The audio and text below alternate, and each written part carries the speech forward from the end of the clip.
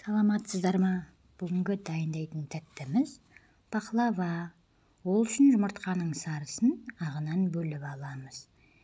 Сонан соң бөліп алған жұмыртқаның сарысының үстіне шекер, 72% маргаринімізді салып, қаймақ, қосытқыш, ұн қосып, жұмсақ қамыр илеп аламыз. Шамалы қамырымызды тындырып қоямыз. Сонан соң 3 бөлікке бөліп, бөлінген қамырларымызды оқтаумен жұқалап жайып аламыз. Мықты жұқа болып кетпесін. Сонан соң бізге енді арасына салатын салмасын дайындауымыз керек. Ол үшін жаңғақты ұнтатып, оның үстіне шекерімізді, сосын манағы бөліп алған жұмыртқаның ағын қосып, араластырып аламыз.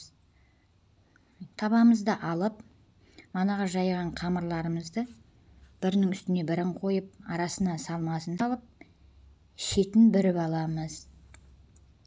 Сонан соң үстіне жұмыртқаның сарысын жағып, ром тәрізді етіп, аздап кесіп аламыз. Орехты ортасынан бөліп, бетін әдемілеп шығамыз. Сонан соң ыстық 180 градуста қызып тұрған пешімізге 30 минутқа пісіріп аламыз.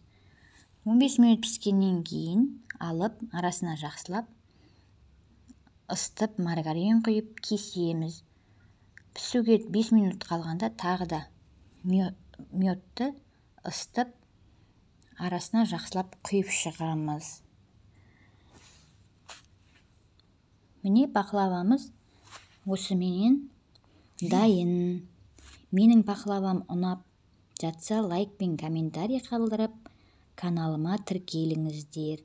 Шайларыңыз тәтті болсын.